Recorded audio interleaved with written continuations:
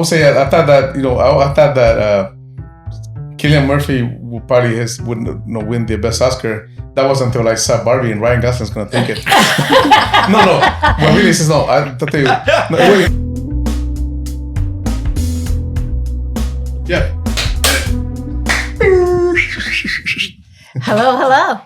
Welcome to this episode of What the Flicks podcast, the Barbenheimer episode. Yes. Episode 64. So my name is Susan Ayers. I'm Patty Smith. I'm Lon Shima. Jorge Sanchez. Okay, so the films we're doing today, I can't even believe it. We're all in the same year. You know, we're current. We're current. We're very current. Okay, so the movies this week for our Barbenheimer Oppenheimer. Barbenheimer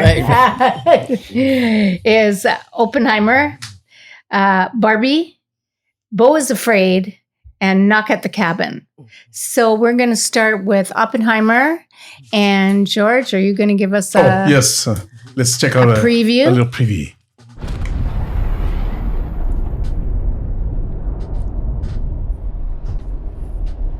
See, that's the stuff I found loud. All the stuff. Yeah, in they his did head. that on purpose, I think. Yeah.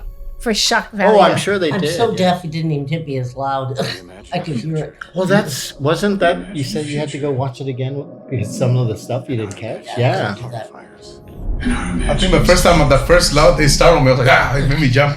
I'm sure we'll get... I thought that's a little overkill. If we get a copyright on this, which I know we will, I might.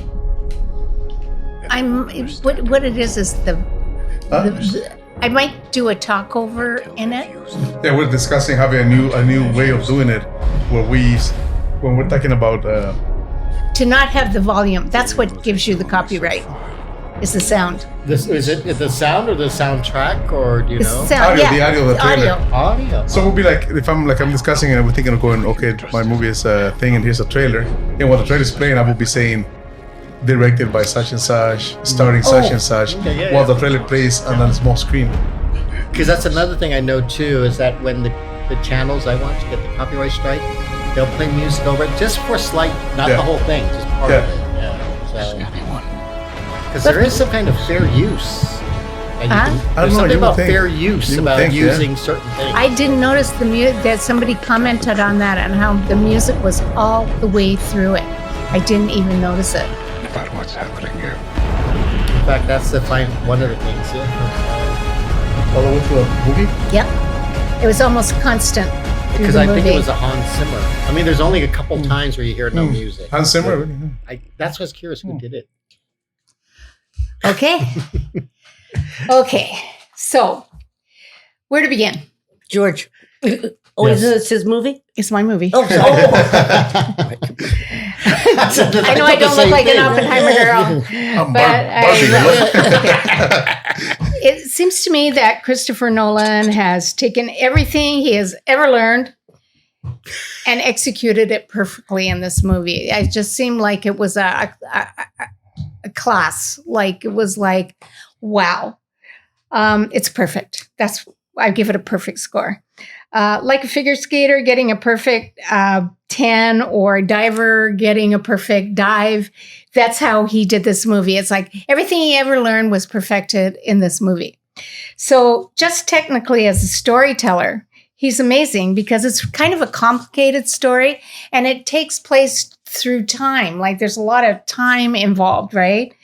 And I didn't lose my attention once or lose my space once. I never like, what are we in the, where are we? Right? I didn't know much about Oppenheimer. I knew that he was the head of the Manhattan Project and they had developed the atomic bomb. And I really never thought about it too much. But I must say, he was a very interesting man and he lived in a very interesting time. The film is a personal story, and also the story of Los Alamos. You know, it's like it's a mystery, a court case, a love story, And somehow Christopher Nolan managed to bring all these things together, and also going back and forth in time.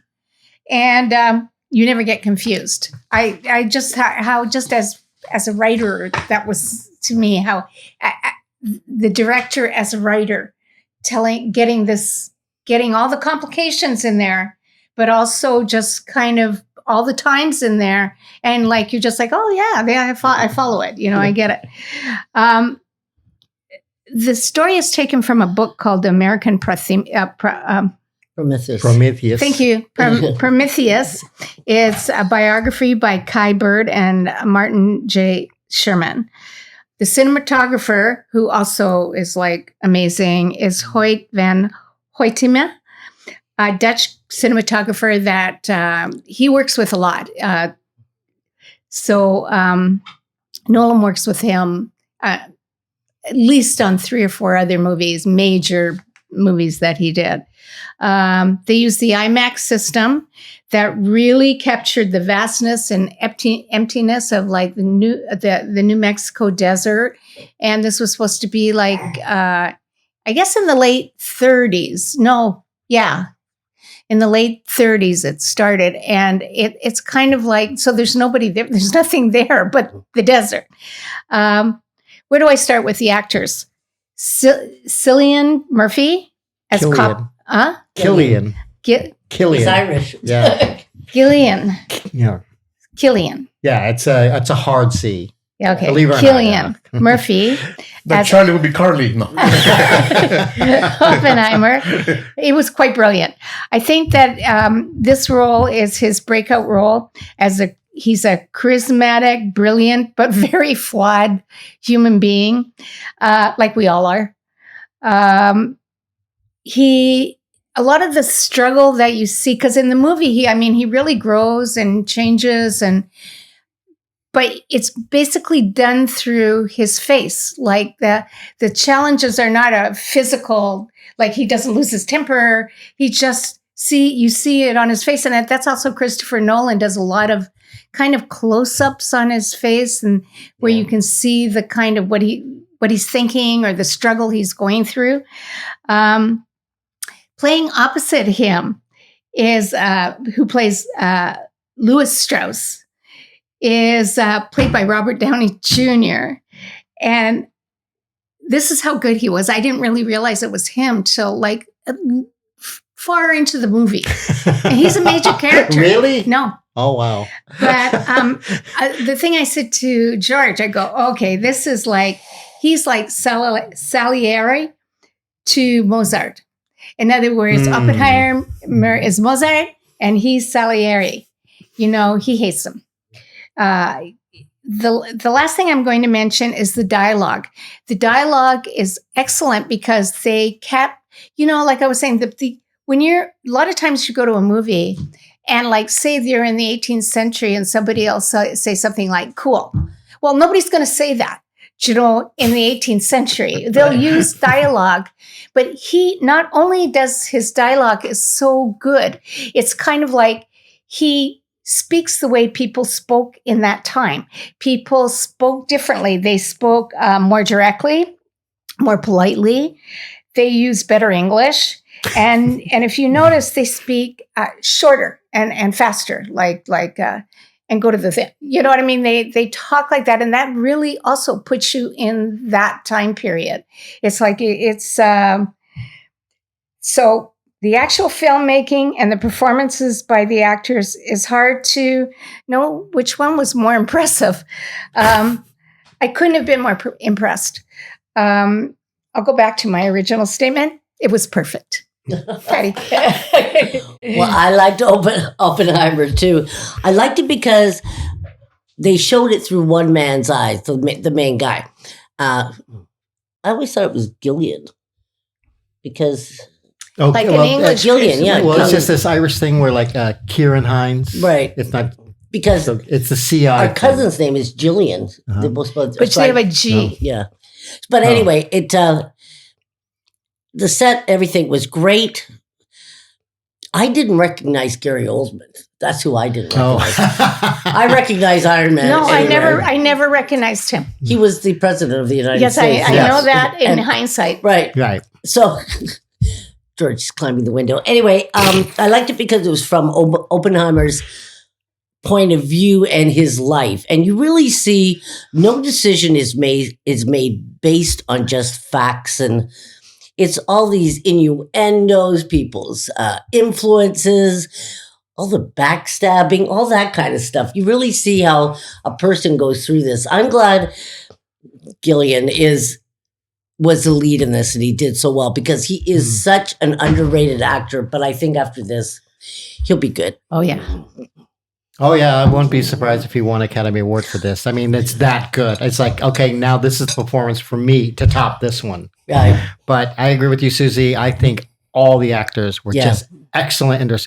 Some of the littlest character actors were in these little roles. I recognize most of them. It's Right. like, So many. oh my goodness. What? Yeah. In fact, one of them was actually distracting because I didn't know who he was playing.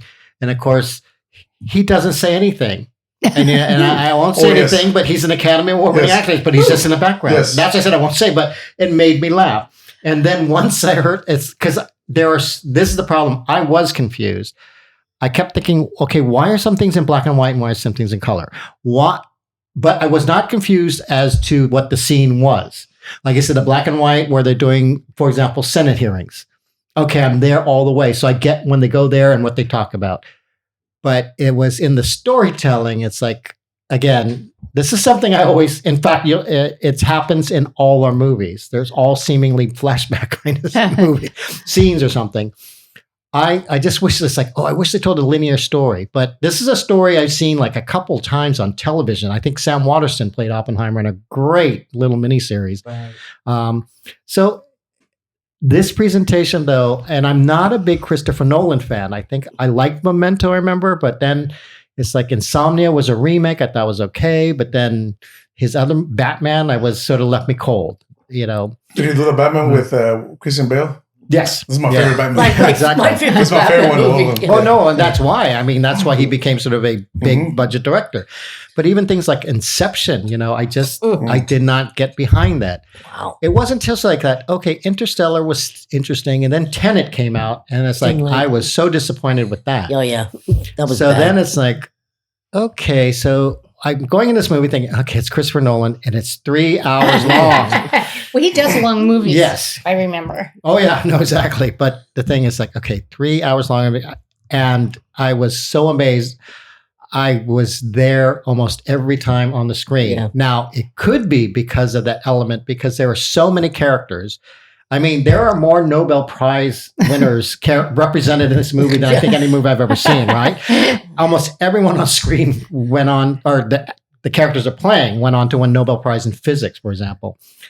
It was hard for me to keep up because they were just sort of popping in and out. So almost like throwaway characters. Right. But he acknowledged all the people, literally these great scientists who worked on this project. And I thought that was the most important part. What I did like was the drama, though. I had to admit, you're right. The drama is good. I particularly liked Cillian Murphy. I thought he was excellent. He just carries this movie. So if you like what he's doing, I mean, from the beginning as a student, you see him as a student, you get to know his mentality, and even he knows his faults. And that's what I think you're right, that on his face, you see everything, but he is so open as an intellect to everything, which is what sort of gets him in trouble. Because another aspect, if you don't know, it happens to do with communism, because it's the part of the movie's taking place in the 50s when they're doing all the anti-communist. Right.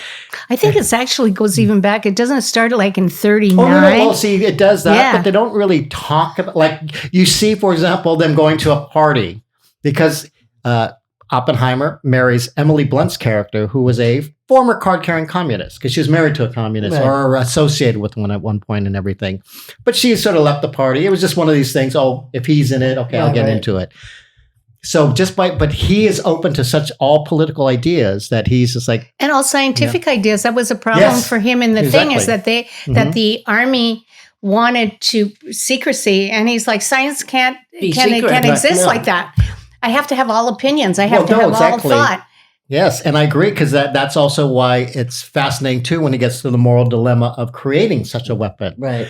That he comes into thinking about, the aspects. Now, do we warn people? Do we say this? Do you make threats? In fact, it was the President Truman scene. I thought that was excellent, because I said, no, that's actually very true. Gary Oldman was so good in that scene. But just the one scene where he hands him the little thing is that's exactly right. He's the one who's going to be remembered for doing this in a way, right? Yeah. But that's the one thing I did know about Oppenheimer, and I admired him for that even though he knew he made this weapon, and an incredible scientific achievement, but even he knew you would have to have boundaries because of how dangerous or what this could lead to. In fact, I guess that's why at the very opening, when he meets Albert Einstein, this is what causes this weird kind of rift, I think, between Robert Downey Jr. and him, is that you just see him go up to Einstein. Einstein says, "Oh, I know who he is. I don't need an introduction." So he walks down, talks to him. Then Albert Einstein, just with blank face, just walks past this Strauss character, Robert Downey Jr.'s character. And Robert Downey Jr. is like, "What did you say to him?" It's like, "Oh, nothing. Basically, we just sort of discussed science." And that's sort of what brings everything back all around, because what is said there starts this animus, I think, between the two characters. But just seeing the science, the passion for science, trying to be reasonable, trying to understand. And, I really liked, not so much even the politics, but like the Pentagon getting involved, the military aspect and the secrecy and the security involved. Matt Damon, again, playing one of the generals who has to run the project, I thought was excellent. In fact, I thought it was very admirable to see all these sort of actors now, and I hate to say this, but playing old. You're seeing wrinkles on their face. You're seeing that. You're not seeing like the young Tony Stark being Iron Man. Right. They are playing older characters. I really admire the fact that they weren't afraid to do that. And I'll give it to Emily Blunt. I thought at first I didn't really care much for what she was doing with the character, but when she does her final testimony at sort of a hearing that Oppenheimer has to go to, I just thought, oh my God, that's exactly like the press. Like she almost, you could tell she was imitating her precisely, the way she spoke, her manner, because they're so afraid of her. And then she just gets on there and she's just there. She just says everything. So you're right about the dialogue. I think it is everything in their performances.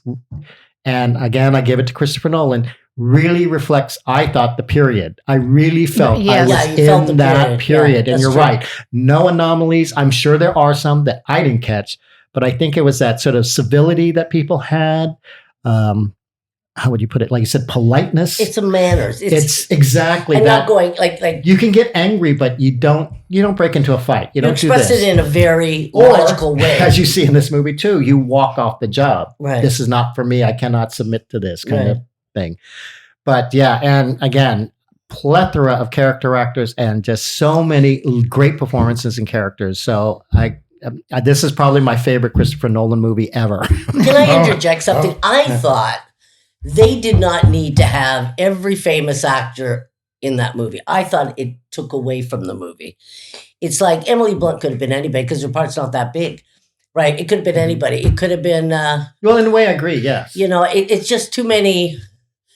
star people. I think it would be good if they were so good that you didn't know it was them. But I didn't know that was Gary them. Oldman. I did not know that was them. them. Some of them, some of them you didn't know who they were, and some of them you did. Like when you said to me, Emily Blunt, I go, who is she in the movie? She goes, it was his wife. It's like, really? Or even like, that's Huey from The Boys. Yeah, right. Right, exactly. Jack Quaid. Right? But it's like everybody wanted to do this movie and they all lined up and signed their name. And I think it was probably Christopher Nolan seeking out these people. And then again, I think you're right that actors want to work with Christopher Nolan. Sure. But I think it took away from the movie. I got to say that. Yeah, I have to say that I was told, that's one of my pet peeves is that I can't get into the movie because they're all like, but they really got lost in the character. I'll give it to the makeup people and also the actors that I literally, like I said, there's a couple of things that mannerisms that Robert Downey Jr. has that kind of broke through the way he kind of says things. And I was like, oh, that's Robert Downey Jr., right? I didn't realize that. Oh wow! Right. So, and Emily Blunt, I really didn't know it was She her. can look like anything. And see, what reminded me of watching these people, very quickly was just literally, it's like, oh, that reminds me of this actor from that time period. That reminds all these actors I was thinking of that time period were popping in my head. Well, when I was watching certain people, Josh Hartnett again. I haven't seen him in a while, so it's like, wow, that's Josh Hartnett. Yeah. I was looking at the face. It's like he's somebody I didn't recognize. So In fact, I thought that was Chris Hemsworth. yeah, go ahead, George. I that's see you Thor. scratching off Oh, stuff. okay. I thought was Hartnett. I thought that was Thor for first. I was like, 30 days a night, babe. 30 days a Go night. ahead. Anyway, so no, I really enjoyed the movie too. Right, it has so many actors, but a lot of these actors had very they popped up for like 30 seconds, like the one scene where Remy Malek is taking notes. Yeah, that and he disappears. I go, hey, that's a Exactly. or like I said, like Quaid. This some of this 3-hour movie, and some of these actors only had like a 5-minute seconds. So Well, a lot of it might be on the cutting floor, George. You're not right. really. We're not They 100% didn't need to sure. do that.